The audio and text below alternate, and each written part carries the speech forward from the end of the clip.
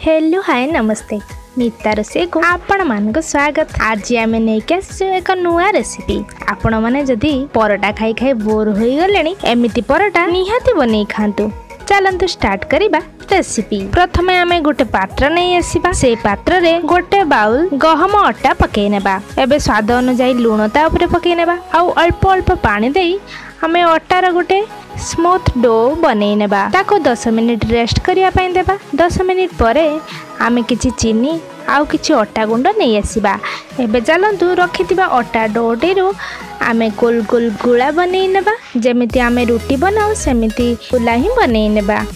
एबे देखंतु गुला बनै आमे गोटे प्लेट रे रखि नेबा। एबे सेई गुलारू गोटे नेबा आउ अटारे दुई पट भल भाबे बोड़े नेबा। गोल गोल करी आमे रोटी टाइप रो बेली नेबा। एबे देखंतु हमर रोटी प्रस्तुत हो जायछि। ता भीतर आमे चीनी पुर देई फोल्ड करि नेबा आउ ता साइड गुडी को कुंचो कुंचो करि नेबा। एबे देखंतु हमर परोटाटी रेडी हो जायछि। एमिति करी आमे सब परोटा को बनै नेबा। एबे चलंतु आमे गैस रे पैन बसै नेबा। आउ हमर पैन टी गरम होई आसला परे सेई परोटा को पकई नेबा। मु एकाथरे दुईटी परोटा पकेछि। आपण चाहिले गोटे भी बनै पारिबे नचे दुईटी भी पकई पारिबे। एबे देखंतु हमर तळपटु होई आसलानी। एबे आमे उल्टाई नेबा। एबे देखंतु दुई पट हमर होई आसलानी। एबे आमे किछि घियो मारि नेबा। आपण चाहिले कुकिंग ऑयल भी लगै पारिबे। एबे देखंतु उल्टे देबा।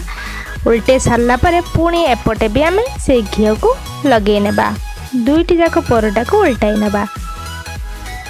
दुई पट भल भाबे नाली नाली होई गला परे आमे परोटा को बाहर करी गोटे प्लेट रे रखि नेबा। एमिति सब परोटा को आमे बनै नेबा। एबे देखंतु हमर रेडी हो गला चीनी परोटा। आपण या को टिफिन ले भी नहीं पारिबे। घरे एमिति ब्रेकफास्ट रे भी खाई पारिबे। जदि आपन को ए रेसिपीटी भल लागि थाए ताहाले मो चैनल को सब्सक्राइब करि देबे। पुणी देखाबो एक नुआ रेसिपी सहित। से पर्यंत रहिली नमस्कार।